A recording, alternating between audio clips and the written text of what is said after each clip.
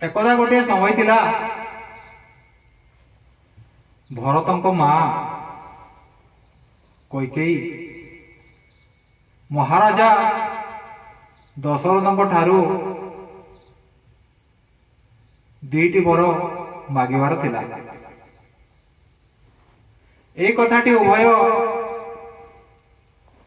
महाराजा दशरथ को भी जना थिला आ महाराणी माँ कैकेयी को भी जना थिला। आपण तो जानिथिबे जे धर्म धर्मर प्रतीक हेले किए ना भगवान रामचंद्र। कारण धर्म भगवान रामचंद्र को पाई धर्म थिला सर्वश्रेष्ठ। कहीं ना से धर्म को सर्वप्रथम स्थान देते। या पूर्व आपण मानक कही धर्म से जगह बंची रुहे ना जो जगार पिता माता सेवा हुए, गौ माता सेवा हुए, गुरु ब्राह्मण सेवा हुए, से जगह धर्म रही था। अर्थात भगवान रामचंद्र स्वयं तो निजे परम ब्रह्म थिले, केवल आमको नीति शिक्षा देवाई बा किछि संसार विषय ज्ञान देवाई ए मर्तमंडल को आसीथिले। भगवान रामचंद्र आसीबार बहुत तो कारण रही। तबे आमे समस्त जानू कौन ना आमे समस्त जानू जे रावण आसचंती माँ जानकी को हरण कर नहीं जिवे और निज स्त्री को रक्षा करने को जाई भगवान रामचंद्र महाबली बा महापराक्रमी रावण को संहार करी माँ सीता को फेरे आनिबे। एटा मु भी जानी आ बहुत अन्य माने भी जानी। किंतु वास्तविक रूप में देखा गले हम जो धर्म कथा कहते ना आज्ञा, धर्म को रक्षा करने जुगे जुगे भगवान ए मर्तमंडल को बा ए धरा पृष्ठ को आसती केवल धर्म को रक्षा करने। सेमिति द्वापर जुगर कथा कहतु ना कहीं ना द्वापर जुगर भगवान श्रीकृष्ण धर्म को रक्षा करने श्रीहरि भगवान विष्णु गोलक बिहारी महाविष्णु कहतु ना कहीं से कृष्ण रूप जगत को आसी ना भगवान कृष्ण एमती गोटे समोहन रूप थिला जे रूप बल से प्रत्येक जीव प्रत्येक प्राणी मानू भक्त मानू निज पट को आकृष्ट कर नियंती। तेणु ये जो भगवान श्री रामचंद्र को जो वनवास कथाटी आम आज उपस्थापन करने को जाऊँ यार बहुत गुड़ाए कारण रही। नाना मुनि को नाना मत आ रामायण मध्य तार जो रचयिता माने सब भिन्न भिन्न अच्छा। तेणु प्रत्येक रचयिता भिन्न भिन्न स्वरूप रामायण रचना भी भिन्न भिन्न स्वरूप होती। तो ये जो कथाटी प्रसंग उपर हम जाऊँ ये स्वतंत्र राम कहीं 14 वर्ष वनवास गले से विषय आलोचना करने को जाऊँ। ताले धर्मर प्रतीक हेले भगवान रामचंद्र आओ कर्मर प्रतीक हेले सान ठाकुर लक्ष्मण लाल जी। अर्थात रामंकर प्रत्येकटी पादरे पाद मिसई प्रत्येकटी कर्मरे कांध को कांध मिसई सान ठाकुर लक्ष्मण जाइदिले बड़ भाई भगवान रामचंद्र को साहाय्य करने। एमिति कि तांकर भातृभाव एते अधिक थिला जे से 14 वर्ष पर्यंत संपूर्ण अनाहारी थिले। 14 वर्ष पर्यंत सान ठाकुर लक्ष्मण कौनसी खाद्य कि पानीय को से ग्रहण कर नथिले कि से 14 वर्ष केबे सोई भी नथिले। से एमिति जने भातृ सेवक बा भाईंकर सेवक। किंतु वर्तमान कलिजुगर देखंतु କଳିର ପ୍ରଭାବ ଏତେ ଜୋର ପଡିଯାଇଛି ଯେ ବଡ ଭାଇଙ୍କ କଥା ସାନ ଭାଇ ଶୁଣୁନାହାନ୍ତି, ଆଉ ସାନ ଭାଇଙ୍କ କଥା ବଡ ଭାଇ ଶୁଣୁନାହାନ୍ତି। ସକାଳ ହେଲା ରାତି ଶୋଇବା ପର୍ଯ୍ୟନ୍ତ କଳି କଜିଆ ଚାଲିଛି। କେତେବେଳେ ଧନ ନେଇ କଳି କଜିଆ, କେତେବେଳେ ଜମିବାଡି ନେଇ କଳି କଜିଆ, କେତେବେଳେ କର୍ମ ନେଇ କଳି କଜିଆ, କେତେବେଳେ ଭାଇ ଭାଇ ଭିତରେ କଳି କଜିଆ, କେତେବେଳେ ବୋହୁ ତାଙ୍କ ଦୁଇ ଯାହା ଭିତରେ ନେଇକି ବି କଳି କଜିଆ ଚାଲିଛି ଭାଇ ଭାଇ ଭିତରେ। এটা ସ୍ୱାଭାବିକ ପ୍ରତ୍ୟେକ ପରିବାର ବର୍ତ୍ତମାନ ଚାଲିଛି। ତେବେ ସେତେବେଳେ ଗୋଟେ ସେମିତି ସମୟ ଥିଲା ନା ତାଙ୍କ ଚାରି ଭାଇ ଭିତରେ କୌଣସି ପ୍ରକାର ଭେଦଭାବ ନଥିଲା। ଆଉ ଯେହେତୁ କର୍ମର ପ୍ରତୀକ ହେଲେ ଲକ୍ଷ୍ମଣଲାଲଜୀ ମହାରାଜ, ସେ ପ୍ରତ୍ୟେକରେ ସେ କର୍ମକୁ ମୁଖ୍ୟ ଧ୍ୟାନ ଦିଅନ୍ତି। ଆଉ ବୈରାଗ ବା ସନ୍ନ୍ୟାସୀର ପ୍ରତୀକ ଥିଲେ କିଏ ଜାଣିଛନ୍ତି? ସିଆଡେ ମହାରାଜ ଭରତଜୀ। ସେ ଭାଇଙ୍କୁ ସେ ଏତେ ଭଲ ପାଉଥିଲେ ଯେ ନନ୍ଦୀ ଗ୍ରାମରେ ଯାଇ ସିଏ ବଡ ଭାଇ ଭଗବାନ ରାମଚନ୍ଦ୍ରଙ୍କ କଠଉ ସେବା କରୁଥିଲେ ବା ପାଦୁକା ସେବା କରୁଥିଲେ।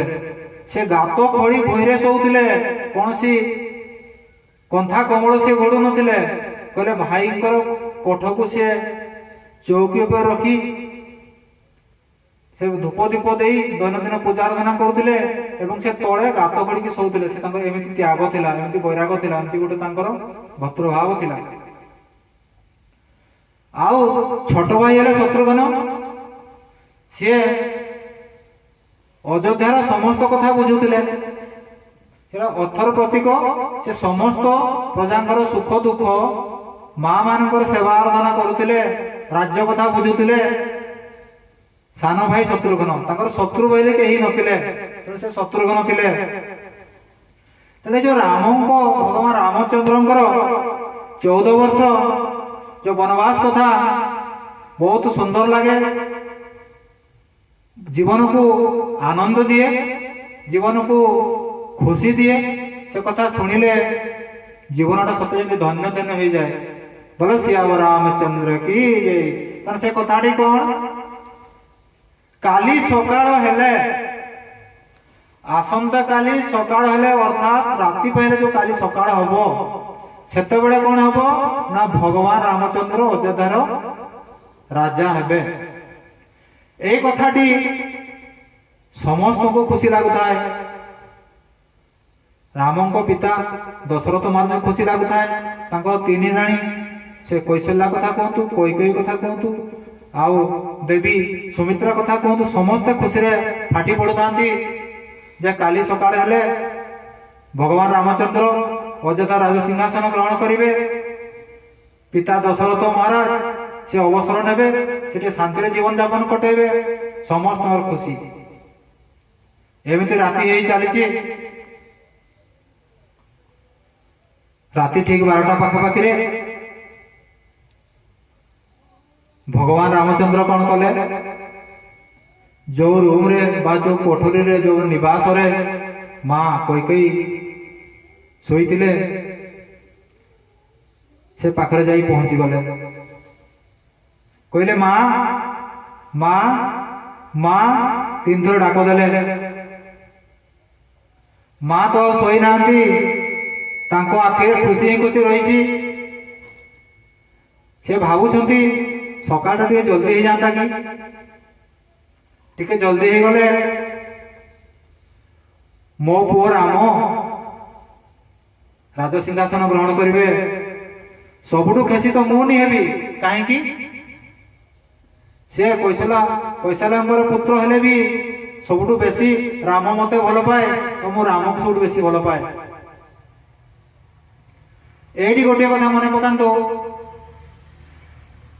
ଦେବୀ କୌଶଲ୍ୟା ଭଗବାନଙ୍କୁ ଡାକିଥିଲେ ଯେ କହିଥିଲେ, ହେ ପ୍ରଭୁ, ଆପଣ ଯଦି ମୋ ଉପରେ କୃପା କରିବା ପାଇଁ ଚାହୁଁଛନ୍ତି ତାହେଲେ ଆପଣ କଣ କରିବେ ନା ମତେ ମାର ସେଇ ଗର୍ଭ ଦିଅନ୍ତୁ, ଯେଉଁ ଗର୍ଭରେ ଆପଣ ଆସି ମୋଠି ଗର୍ଭସ୍ଥ ହେବେ ଆଉ ମୋ ପୁଅ ରୂପରେ ଆପଣ ଜନ୍ମଗ୍ରହଣ କରିବେ।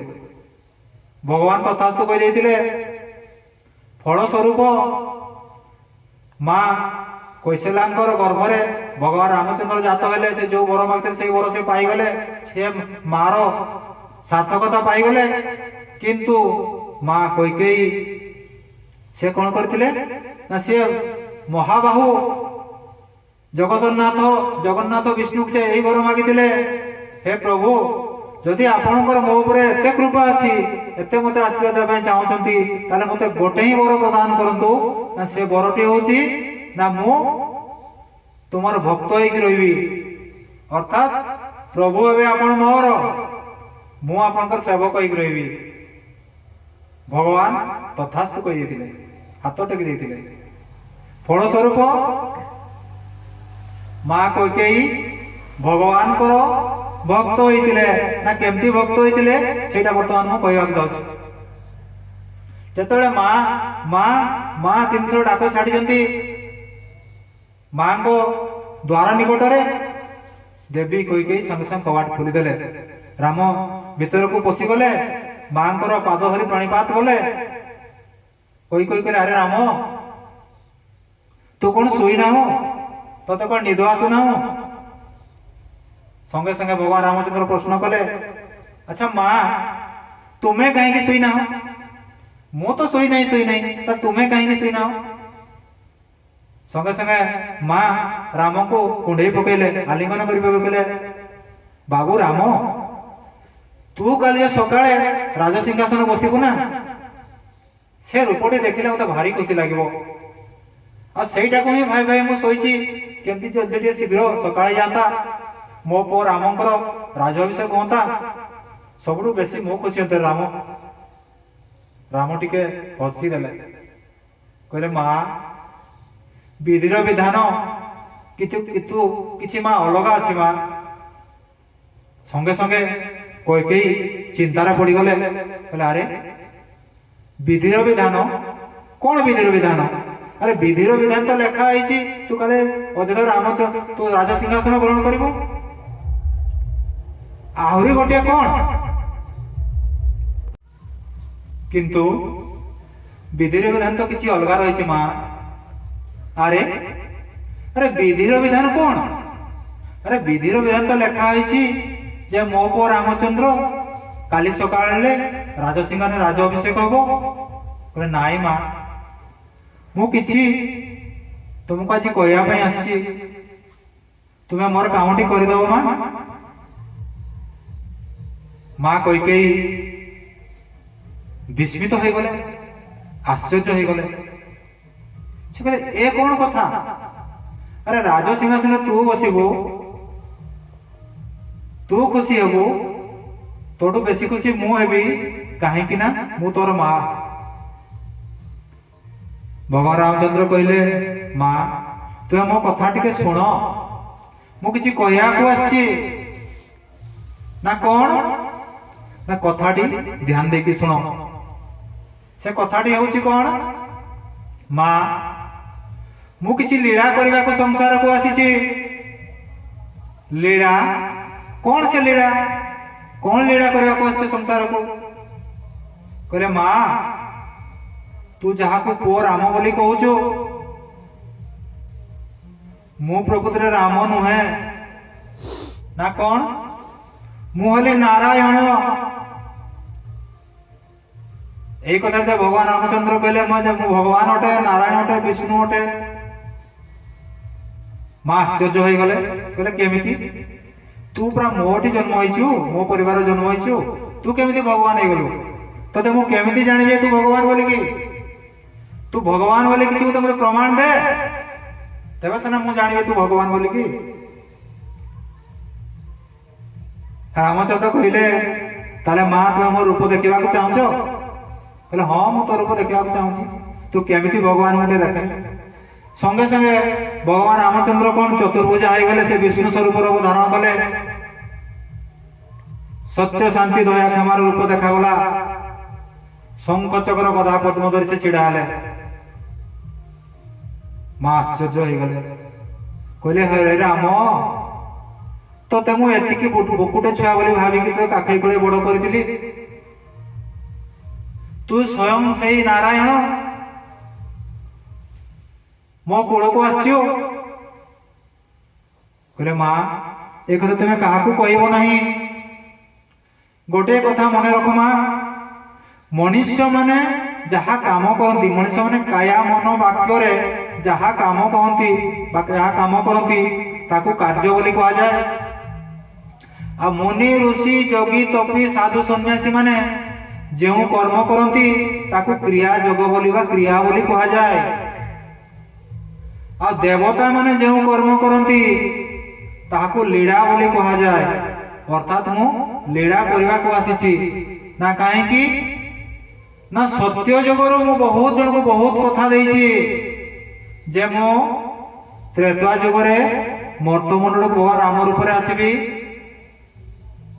ସାଧୁ ସନ୍ଥ ମୁନି ଋଷି ଯୋଗୀ ତପୀ ସନ୍ନ୍ୟାସୀ ବ୍ରହ୍ମଚାରୀ ଜୀବଜନ୍ତୁ କୀଟ ପତଙ୍ଗ ଇତର ପ୍ରାଣୀ ବୃହତ ପ୍ରାଣୀ ପର୍ଯ୍ୟନ୍ତ ସମସ୍ତ ବୃକ୍ଷଲତା ମାନଙ୍କୁ ମୁଁ ଦର୍ଶନ ଦେବି। ତାକୁ ବହୁ ଜନ୍ମର ପାପକୁ ମୁଁ କ୍ଷୟ କରିବି।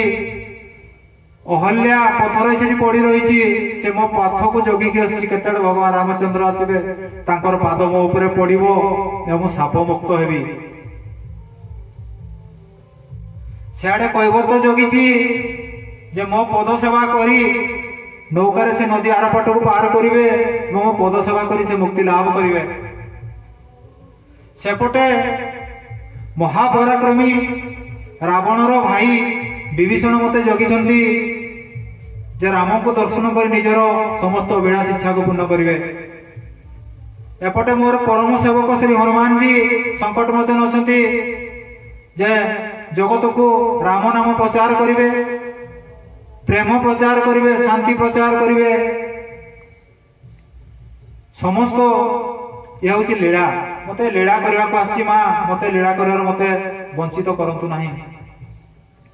ଆଉ ଗୋଟେ କଥା ମା,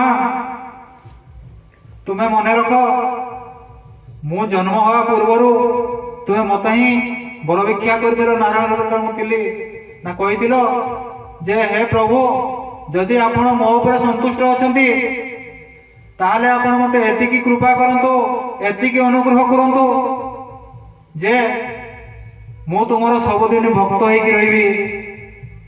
ଆଜି ସେ ସମୟଟି ଆସିଯାଇଛି। ତୁମେ ଗୋଟେ ଧାରାରେ ମୋର ମା ଆଉ ଗୋଟେ ଧାରାରେ ତୁମେ ମୋର ଭକ୍ତ। ତେଣୁ ଭକ୍ତ ଭଗବାନଙ୍କ ମେଳନଟି ହେଇଯାଇଛି। ତାହେଲେ ମା କହିଲେ ମୁଁ କେମିତି ତ 14 ବର୍ଷ ବନବାସ ପଠେଇବି? କହିଲେ ମା, ୟାର ବହୁତ ସୁନ୍ଦର ସମାଧାନ ଅଛି। ନା ସୁନ୍ଦର ସମାଧାନଟି କଣ? ନା ସେଇଟି ହଉଛି ତୁମକୁ ମହାରାଜ ଦଶରଥ 2ଟି ବର ଦେବେ ବୋଲି କହିଥିଲେ ନା ମା? ହଁ କହିଥିଲେ। ତୁ ଏଇଠି ସେଇଟା କାମରେ ଲଗେଇଦେ। ନା କଣ? ତୁ କାଲି ସକାଳେ କହିବୁ ଯେ ମୋ ପୁଅ ଭରତ ଏ ରାଜ ସିଂହାସନରେ ବସିବେ ଆଉ ରାମ 14 ବର୍ଷ ବନବାସ ଯିବେ। ଖାଲି ତୁ ଏତିକି ଯଦି ମୋ ବାପାଙ୍କୁ କହିଦେବୁ ତାହେଲେ ମୋ ଯିବା ରାସ୍ତା ସମ୍ପୂର୍ଣ୍ଣ ମୁକ୍ତ ହେଇଯିବ। ବହୁତ କଷ୍ଟ ଲାଗିଲା ଏ କଥାଟି, କିନ୍ତୁ ଭଗବାନଙ୍କର କଥା ତ ମାନିବାକୁ ହିଁ ପଡିବ ନା। କାରଣ ଭଗବାନ ତ ଲୀଳା କରିବାକୁ ସଂସାରକୁ ଆସିଛନ୍ତି। ତେଣୁ ସେ ଜଗତକୁ ଉଦ୍ଧାର କରିବା ପାଇଁ ଆସିଛନ୍ତି। ସେ ଜଗତର ଉଦ୍ଧାର କର୍ତ୍ତା, ସେ ଜଗତର ନାଥ କେବଳ ମନୁଷ୍ୟ ନୁହନ୍ତି। ମନୁଷ୍ୟ ବ୍ୟତୀତ ସାରା ଜଗତରେ ଯାହା ବି ଅଛି କାହିଁକି ନା କୁହନ୍ତୁ, ସମସ୍ତଙ୍କୁ ସେ ମୁକ୍ତି ଦେବା ପାଇଁ ସଂସାରକୁ ଆସିଛନ୍ତି। ତେଣୁ ଭଗବାନ ହେଲେ ସମସ୍ତଙ୍କର। ଆଉ ମୁଁ ଯଦି ଏଇଠି ରାଜସିଂହାସନ ରହିଯିବି ତାହେଲେ ଅନ୍ୟମାନେ କେହି ମୁକ୍ତି ପାଇପାରିବେ ନାହିଁ। ଠିକ ତାହା ହିଁ ହେଲା। ତାର ଦିନ ମା କୈକେୟୀ ମହାରାଜ ଦଶରଥଙ୍କୁ ରାମଙ୍କ କଥା ଅନୁସାରେ 2ଟି ବର ମାଗିଲେ। ନିଜ ଛାତିରେ ପଥର ରଖି ସେ 2ଟି ବର ମହାରାଜ ଦଶରଥ ମାଗିଲେ। ସେ କହିଲେ, ସ୍ୱାମୀ ଆପଣଙ୍କର ମନେ ଅଛି ସେ 2ଟି ବର କଥା? ଆପଣ କହିଥିଲେ ମତେ ଯେ ତୋର ଯେବେ 2ଟି ବର ଦରକାର ମାଗିବୁ ମୁଁ ତ ଦେବି ବୋଲି। ମୋର ଆଜି ଠିକ ସେଇ ସମୟ ପହଞ୍ଚି ଆସିଛି। ମୁଁ ଆଜି ସେଇ 2ଟି ବର ନିହାତି ନେବି। ନା ସେଇ 2ଟି ବର ତାହେଲେ କଣ ମାଗ ବୋଲି କହିଲେ ଦଶରଥ ମହାରାଜ? କହିଲେ, ସ୍ୱାମୀ ପ୍ରଥମ ବର ହଉଛି ଯେ ଭଗବାନ ରାମଚନ୍ଦ୍ର 14 ବର୍ଷ ବନବାସ ଯିବେ। ଆଉ ଦ୍ୱିତୀୟ ବର ହଉଛି ମୋ ପୁଅ ଭରତ ଏ ରାଜ ସିଂହାସନରେ ବସିବେ। ଦୟାକରି ପ୍ରଭୁ ସ୍ୱାମୀ ମତେ ସେ ବର 2ଟିକୁ ଦିଅନ୍ତୁ। ଛାତିରେ ପଥର ରଖି ସେ ବର ଦୁଇଟି ମାଗିଛନ୍ତି। ମାନେ ଚିନ୍ତା କରନ୍ତୁ, ମା ସେ ରାମକୁ କେତେ ଭଲ ପାଉଥିଲେ। ଯେତେବେଳେ ରାମକୁ ସେ ପ୍ରଭୁ ରୂପରେ ଦର୍ଶନ କରିଛନ୍ତି, ସେ ସମସ୍ତ କଥାକୁ ଗୋପନ ରଖି এই ଦୁଇଟି ବର ମାଗିଛନ୍ତି। କିନ୍ତୁ ବହୁତ ଶାସ୍ତ୍ରକାର ମାନେ ବି କହନ୍ତି ଯେ ମନ୍ଥରାଙ୍କର କଥାରେ ପଡି ମା କୈକେୟୀ ଦୁଇଟି ବର ମାଗିଥିଲେ। ଯେ ପ୍ରଥମ ବରଟି ଭଗବାନ ରାମଚନ୍ଦ୍ର 14 ବର୍ଷ ବନବାସ ଯିବେ, ଆଉ ଦ୍ୱିତୀୟ ବରଟି ମୋ ପୁଅ ଭରତ ରାଜସିଂହାସନରେ ବସିବେ।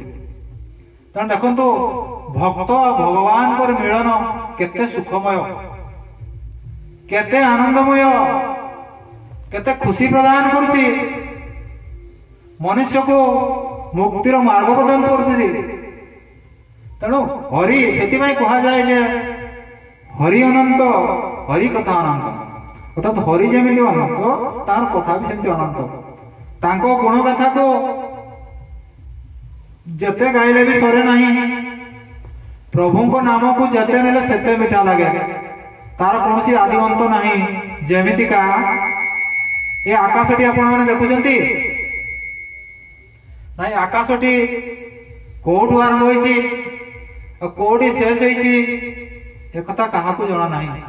ପ୍ରତି ପୁଣି ଆକାଶ ଦେଖନ୍ତୁ, ପ୍ରତ୍ୟେକ ମୁହୂର୍ତ୍ତରେ ସେ ତାର ରଙ୍ଗକୁ ପରିବର୍ତ୍ତନ କରୁଛନ୍ତି। ବିଭିନ୍ନ ରଙ୍ଗରେ, ବିଭିନ୍ନ ଢଙ୍ଗିରେ, ବିଭିନ୍ନ ଭାବରେ ସେ ଯୋଉ ସଜେଇ ହଉଛନ୍ତି। ତା ମାନେ ବୁଝି ନିଅନ୍ତୁ ଏଇଠୁ ଯେ ଆକାଶଟା ଦେଖିବା ପାଇଁ ଏତେ ସୁନ୍ଦର, ଏତେ ଖୁସି ହଉଛି, ଆମ ମନକୁ ଆନନ୍ଦ ପ୍ରଦାନ କରୁଛି। ତାହେଲେ ସେ ଆକାଶର ଯିଏ ସୃଷ୍ଟି କରିଥିବେ ବା ଜଗତର କର୍ତ୍ତା ଯିଏ, ଯେ ଜଗତରକୁ ତିଆରି କରିଛନ୍ତି, ତାହେଲେ ସିଏ କେତେ ସୁଖମୟ ହେଇନଥିବେ, ସେ କେତେ ଆନନ୍ଦମୟ ହେଇନଥିବେ, ତାଙ୍କୁ ସେ କେତେ ଶାନ୍ତି ହେଇନଥିବେ ସିଏ। ତେଣୁ ଭଗବାନଙ୍କ ନାମରେ ଅନାବିଳ ସ୍ନେହମତା ରହିଛି, ସଦା ସଦା ଅମୃତ ଝରି ଯାଉଛି। ତ ସେ ଅମୃତକୁ ପାନ କରି ଏ ମନୁଷ୍ୟ ଜନ୍ମରୁ ନିଜକୁ ମୁକ୍ତି କରି ନିଅନ୍ତୁ। କାହିଁକି ନା ବହୁ ଜନ୍ମ ସାଧନା ଫଳରେ ବା ବହୁ ଜନ୍ମର ତପସ୍ୟା ଫଳରେ ଏ ଜୀବକୁ ମନୁଷ୍ୟ ଜନି ପ୍ରାପ୍ତ ହୋଇଥାଏ। ତେଣୁ ମନୁଷ୍ୟ ପାଖରେ ଜ୍ଞାନ ଅଛି, ତେଣୁ ସେ ଜ୍ଞାନ ବଳରେ ଜଗତକୁ ଜୟ କରିପାରୁଛନ୍ତି। ତେଣୁ ଜ୍ଞାନ ହିଁ ସର୍ବଶ୍ରେଷ୍ଠ। ଏବଂ ଜ୍ଞାନ ଥିଲେ ବା ସତ୍ସଙ୍ଗ କଲେ ବିବେକ ଆସେ, ଜ୍ଞାନ ଆସେ, ଆମେ ସାଧୁସନ୍ତଙ୍କ ସେବା କରିବା ଜିଜ୍ଞାସା ଜାତ ହୁଏ। ଆଉ ସେଇ ଜିଜ୍ଞାସା ଫଳରେ ବା ସେବା ଦ୍ୱାରା ଏ ମନୁଷ୍ୟର ଆଉ ପୁନର୍ଜନ୍ମ ହୁଏ ନାହିଁ, ସେ ବୈକୁଣ୍ଠ ଧାମରେ ଯାଇ ସ୍ଥାନ ପାଆନ୍ତି, ସମସ୍ତ ଭବବନ୍ଧନ ସେ ମୁକ୍ତି ପାଆନ୍ତି। ଆଉ ଦୁଇଟି କଥା ଆପଣ ଧ୍ୟାନ ଦିଅନ୍ତୁ। ଦୁଇଟି କଥା କଣ? ଆପଣ ମାନେ ସାରୁ ପତ୍ର ଦେଖିବେ, ସାରୁ ବର୍ଷା ଦିନେ ଦେଖିବେ ସାରୁ ପତ୍ର ଏମିତି ଠିଆ ହେଇକି ଥାଏ, ଏ ପାଣି ସବୁ ପଡେ ସାରୁ ପତ୍ର ଉପରେ। ସେ ସାରୁ ପତ୍ର ଦେଖିବେ କେତେବେଳେ ବି ଜଳ ଲାଗେ ନାହିଁ, ଛଲ ଭାସୁଥାଏ, ସେ କେବେ ବି ସାରୁ ପତ୍ର ଦେହ ଲାଗେ ନାହିଁ। ଆଉ ପଦ୍ମ ଫୁଲକୁ ଆପଣ ଦେଖିଥିବେ, ବନ୍ଧରେ ଫୁଟିଥିବ ହେଲା। ପଦ୍ମ ଫୁଲ କଣ ହୁଏ? ସେ ପାଣିରେ ଏମିତି ଖେଳୁଥିବ ସବୁବେଳେ, ପବନରେ ସେ ପାଣିରେ ଖେଳୁଥିବ, କିନ୍ତୁ ପଦ୍ମ ପାଖଡାରେ ବା ପଦ୍ମ ଫୁଲରେ ପାଣି ଟୋପା କେତେବେଳେ ଲାଗେ ନାହିଁ। କାହିଁକି ନା ଏଇଠି କୁହାଯାଏ ଯେ ଏଇ ଦୁଇଟି ଯୋଉ ପଦ୍ମ ଫଳ କଥା କୁହନ୍ତୁ ବା ସାରୁ ପତ୍ର କଥା କୁହନ୍ତୁ, ସିଏ ଆମକୁ ଶିକ୍ଷା ଦିଏ ଏହା ଯେ ଆମେ ସଂସାରରେ ଥାଇ ମଧ୍ୟ ଆମେ ସଂସାରୀ ନୁହଁ, ସଂସାର ଆମକୁ ସ୍ପର୍ଶ କରେ ନାହିଁ। ତେଣୁ ଆମର ଜୀବନ ଯାପନ ଏମିତି ହେବା ଦରକାର, ବାପା ମା ରହିବେ, ସ୍ୱାମୀ ସ୍ତ୍ରୀ ରହିବେ, ଗୁରୁଜନ ମାନେ ରହିବେ, ସଂସାରରେ ସମସ୍ତେ ରହିବେ, ସମସ୍ତେ ଥାଇକି ବି ଆମେ ସମସ୍ତ କର୍ମକୁ କରିକି ବି ଆମେ ଯଦି ଭଗବାନଙ୍କ ସେବା କରିପାରିବା, ଭଗବାନଙ୍କ ନାମକୁ ନେଇପାରିବା, ସତ୍ସଙ୍ଗ ପ୍ରବଚନ କରିପାରିବା, ତାହେଲେ ଆମ ଜୀବନଟି ଧନ୍ୟ ହେଇଯିବ। बोले सियावर रामचंद्र की जय, बोले पवन सुत हनुमान की जय। हर हर महादेव, जय श्री राम।